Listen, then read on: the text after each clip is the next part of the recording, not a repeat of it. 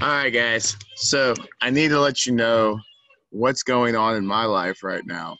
So I live across the street from Britt David Park, and there is some sort of shindig and shenanigans going on over there that just sounds like a concert that you can hear from my house. Well, I really need to get this video done right now. So if you can hear what's going on behind me, I apologize. But I have to do this video now. This is the time I have to do this. But they are playing some pretty good beats back there, so I hope you enjoy that. We're going to continue what we're talking about with period 2 today. And in period 2, just like in period 1, groups of people are going to come up with innovations to help facilitate and make trade better. Now, in period 1, it was stuff like the Abbasses invented checking and banking systems, and the Chinese came up with better systems of money and currency. And you're going to start to see that sort of same thing continue in period 2. Again, the idea that you're going to create innovations to make trade better, that happened in period 1. That continues to happen in period 2.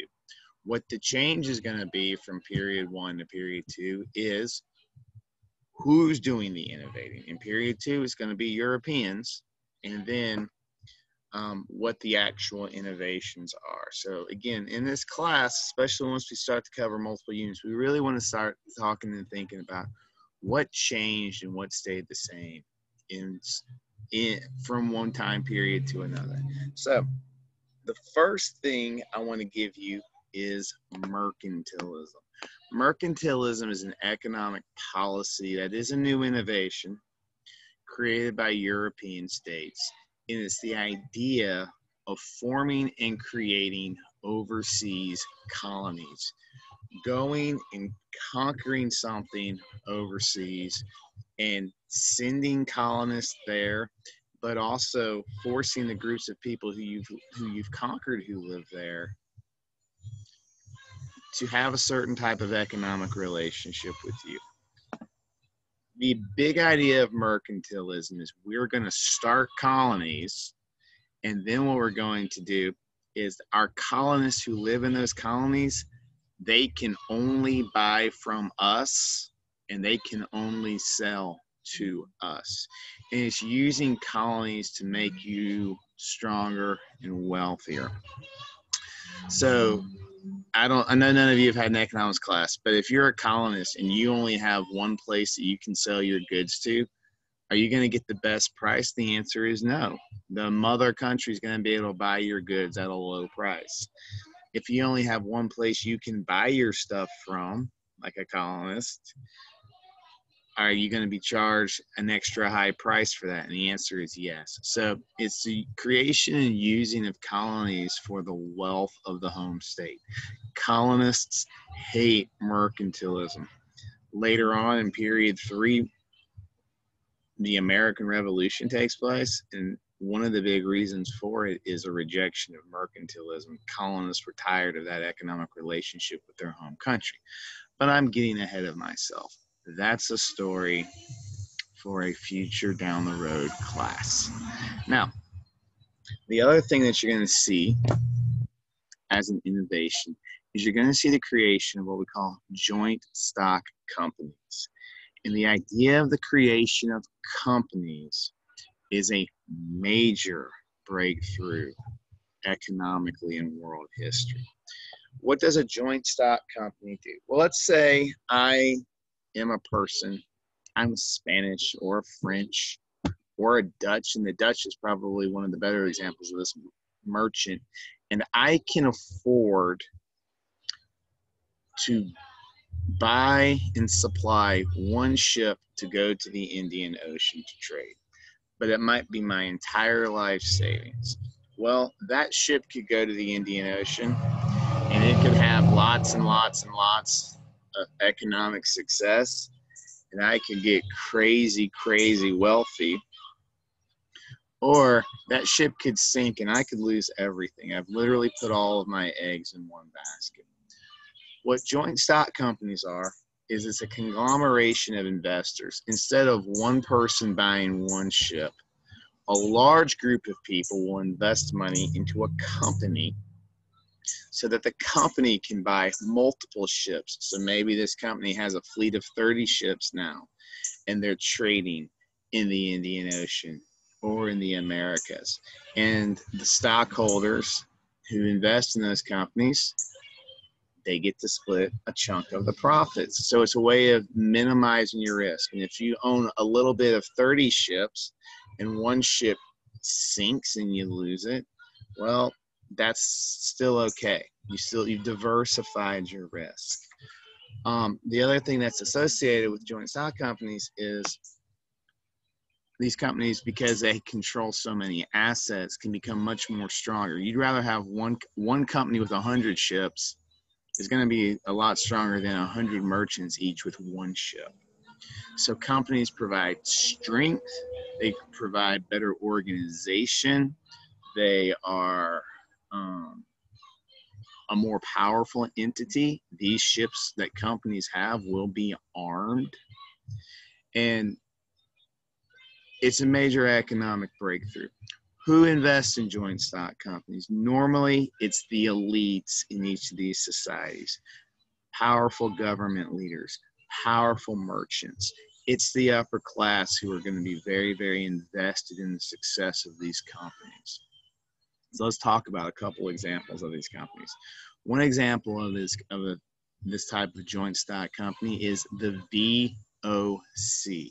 Now, in Dutch, the VOC is an acronym for Dutch East Indian Trade Company. I do not speak Dutch, but it is explained in your reading how that Dutch East Indian Trade Company in Dutch translates to VOC.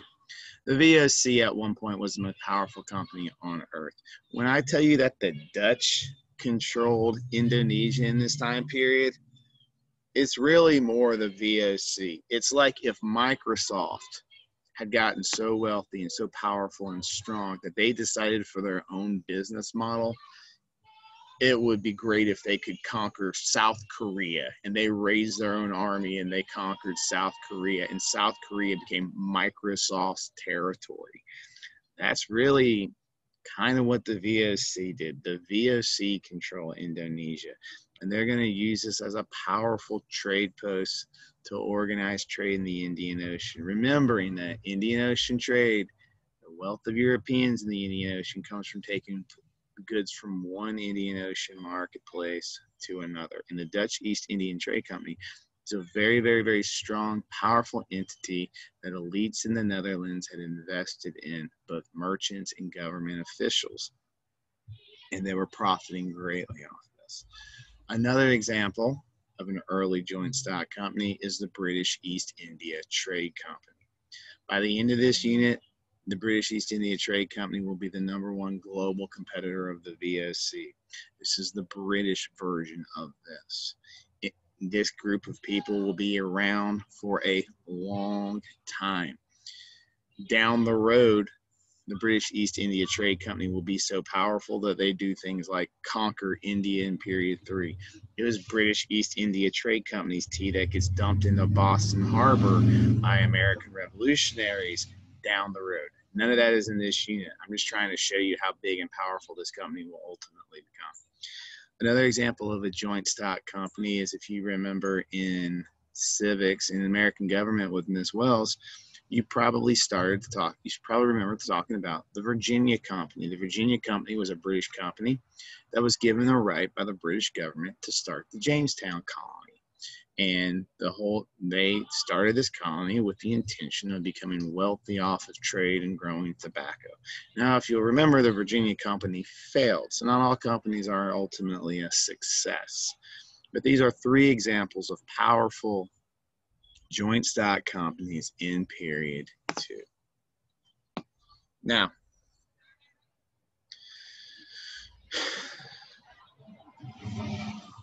we've talked a lot in the last few classes about what what maritime empires do in the Atlantic. I want to emphasize something today. Indian Ocean trade was around in period 0, which is the period before period 1, which we didn't talk about. It was around in period 1, and we said trade grew in period 1 in the Indian Ocean. We gave lots of reasons for why that was. Trade continues to grow in the Indian Ocean in period 2. The most important trade route in the world in period 1 is the transatlantic. Sometimes you may hear the term triangle trade, which world history teachers hate, but we'll talk more about that later. But Indian Ocean trade also grows. You got to remember, most of the stuff in the world that is valuable, that is a finished good, is still made in Asia, either Chinese silk or South Asian cotton textiles or Chinese porcelain, or there's super valuable resources that you can only get from one of these places, like spices from South Asia, specifically pepper. So Europeans are really anxious to get there and to trade there. So the trade in the Indian Ocean is still driven by the desire to obtain Asian luxury goods, and it's the same goods we talked about in period 1, and to sell them at a profit. The difference is now the Europeans are involved. The Dutch, the French, the Portuguese, and the British are all building trade posts all over the Indian Ocean, on the east coast of Africa, in the Middle East, in South Asia, in Southeast Asia. And they're all fighting for this, trying to control as much of this trade as possible. One of the things that will facilitate this is the world in period 2 has as close to it's ever had of a universal global currency. That is the Spanish peso de ocho. If you will remember, we said that the Spanish find a mountain of silver in South America in Peru called Mount Pelosi. Well, when I say Spanish silver then spreads globally, what I really mean is the peso de ocho, which is the piece of 8. The Spanish would make coins out of the silver, and it's actually the peso de ocho that's getting traded globally. So when I say the Spanish take their silver to the Philippines to trade it with the Chinese, with the Ming and the Qing, I really mean the Spanish are taking the peso de ocho.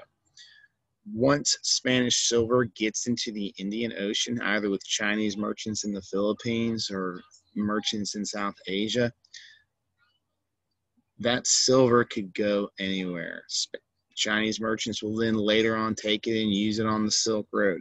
During this time period, we'll see about a powerful South Asian empire that's built called the Mughal, and they're most famous for building the Taj Mahal. The Taj Mahal took 20,000 workers, 20 years to build it, and they were mostly paid in the Spanish peso de ocho. This thing was accepted globally.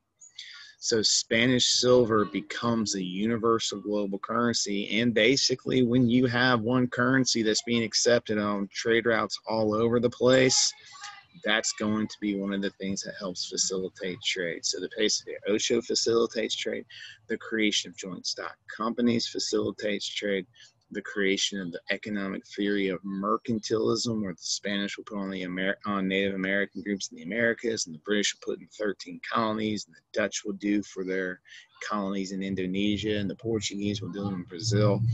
All of these are innovations that are causing more trade. Europeans use their more advanced ships like caravels and cannons to try and force native merchants to submit. I'm sorry for that typo. Native merchants do sometimes fight back, and we'll talk more about a group of people who will successfully fight back later on in the future class against European excursions into this part of the world. So I do want you to know that not all native groups take the Europeans coming into the Indian Ocean lying down. Some will fight back, but most have a hard time doing so because of the technological advantages that the Europeans have. European wealth, again, comes from taking goods from one part of the Indian Ocean to another, taking East African slaves to the Middle East, taking South Asian pepper to Southeast Asia in the VOC. to the Dutch, I should say. Indonesia is what I'm trying to say. Um, they're controlling and they're taking things from one marketplace to another and selling it at a profit, just like you would have seen in period one. That idea continues. Again, the changes as Europeans who are doing it. Many of the same goods are still exchanged, so that's a continuity. That is a continuity. Many of the goods are exchanged. European languages spread. You know, what's the language of the Philippines? Spanish. You're going to have people in Indonesia who speak Dutch. Now, I will give you a slight caveat. Protestant countries, like the Dutch and like the British, they do not force their religion on the natives. So then how do we say that European language and religion is spreading if in places like Indonesia, the natives aren't being forced to learn Dutch and the natives aren't forced to become Christian? European language and religion spread because people from the Netherlands moved to Indonesia. Merchants, missionaries, things of that nature. So, you know, while most people in a place like Indonesia won't speak a European language and won't practice a European form of Christianity, they will still be, we still say that Christianity spread because actual Europeans are going to these places, and there was no one in Indonesia who spoke Dutch before this unit, and now there's native Dutch speakers practicing Christianity on those islands, so it does still spread. But I say this in contrast to Catholic countries. Catholic countries like the Spanish and the Portuguese, they force their religion and they force their language on native groups. Remember, spreading Christianity, God, gold, and glory is one of the big themes of Spain. So the Americas, the natives will be forced to learn Spanish. The natives will be forced to become Catholic. Same in Portugal and Brazil with the Portuguese. But these non-Catholic Christian groups like the Dutch, like the British, yes, religion and language spreads, but it's not spreading to native groups. It's spreading because there's people from those places who are there now. So you really need to know that nuance. And here's the thing, trade increases. There's more trade in period 2 in the Indian Ocean even than there was in period 1. Indian Ocean was the second most important trade route probably in period 1. It's still the second most important trade route in period 2. It's just that who number 1 is has switched. It's gone from the Silk Road to the transatlantic. We'll talk more about Silk Road trade in a much later period. So again, this is examples and maps of trade posts in European organization. There are even trade posts in Southeast Asia, and we'll talk later about European group that has trade posts in Japan. So again, where does the Dutch's wealth come from? Well, it comes from taking things from South Asia to Southeast Asia and selling them to native Asian merchants. That's where their wealth comes from. Where does Spanish wealth come from? Taking silver to the Philippines. Chinese merchants from the Qing and the Ming come to Japan, and they exchange their precious luxury goods for Spanish silver. It's still based around wanting to get and sell the resources in this area. Again, things like the peso de ocho are being used to facilitate that. All right, now, there is at least one group of natives who successfully resist, at least for a period, European incursions. And I need to give you one example of this. I'm going to give you the Omani. So the Omani in period 1 were Indian Ocean merchants. They were one of the groups of people, and this is their homeland right here, who would sail to East Africa, purchase slaves, and sell them into the Middle East. So they were East African slave traders, amongst other things, in period 1. Well, originally the Portuguese come into this region. They conquer a lot of the Omani's territory. They actually conquer the capital of the Omani, this city called Muscat. They're going to build forts and fortifications. They're going to build trade posts, and they're going to have a pretty good grip on this. But in the middle of period 2, the Omani are able to have a successful rebellion where they push the Portuguese out. After they push the Portuguese out, they're actually able to form their own empire in the Indian Ocean. and they will be competitors with Europeans. They were slave traders in period 1. They're going to be slave traders in period 2. Again, East African slave trade, not West African. But they want you to know an example of at least one group of people who successfully resist. And they want you to much more importantly understand the larger idea that, yes, while Europeans are coming in, and yes, Europeans are elbowing their way into the Indian Ocean and driving a lot of the merchants in period 1 out of the Indian Ocean period 2, there are at least some isolated examples of people successfully resisting. And this is one example. Now, this is the high point of this empire, which isn't until period 3. I couldn't find a good map of this for period 2, but I do want you to know they are a maritime empire too, because this is their homeland and they have territory overseas and they start colonies. And this is an idea that they stole from the Europeans. But again, one example of at least successful resistance to Europeans from natives in the Indian Ocean. So again, don't think that they're just lying down and taking this. Now, we've talked about the impact of Europeans in the Indian Ocean and how they lead to more increased trade and the techniques and tools and innovations they use to improve trade. Now, we need to talk about the impact on West Africa. Africa is going to get devastated in period 2 and period 3, and it's because of the slave trade. By the end of this unit, you have the Portuguese, the Dutch, the British, and the French, who all have trade posts in West Africa. Later on, I'll show you a video that would highlight just how big the slave trade in West Africa becomes. Remember, West Africa is a slave trade where you're taking slaves from Africa and you're bringing them over to the Americas. Each of these groups of people have native African groups who they have allied with and they have armed. And with the introduction of so many Europeans into Africa eager to purchase slaves, what ends up happening in this period is Africa gets torn apart by tribal wars, tribes allied with different European groups trying to conquer one another and sell other Africans into slavery.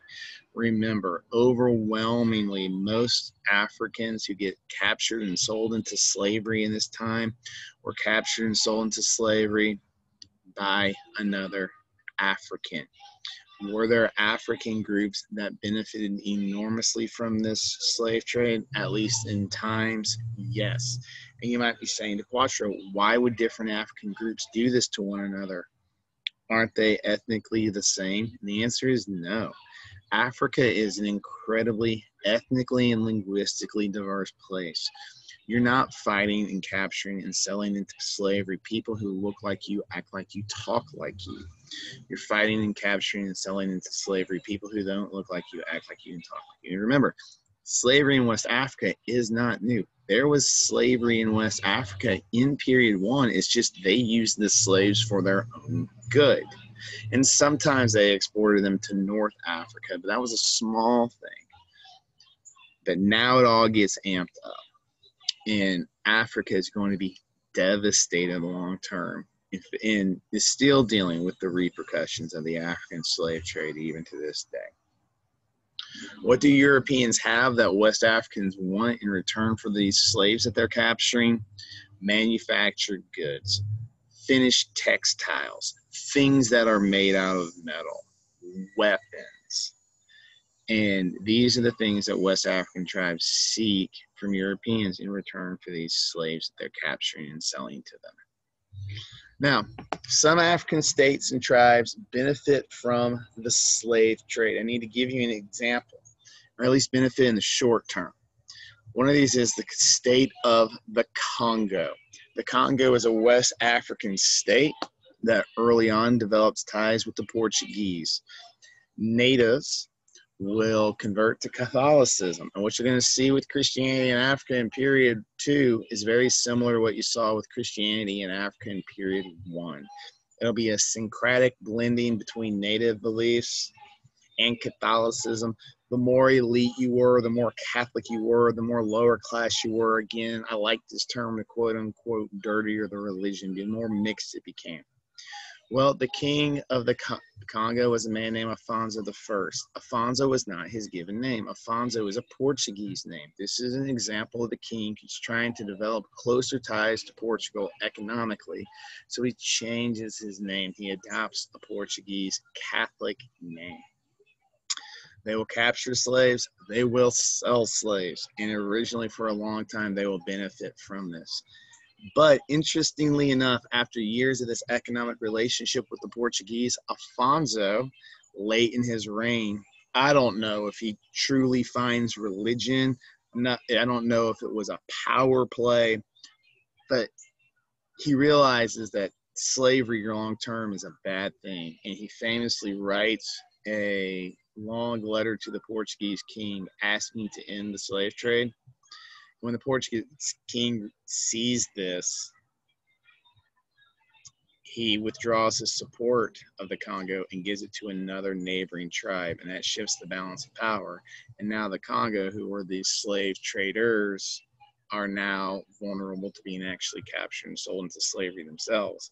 And this powerful state will collapse not long after Afonso's death.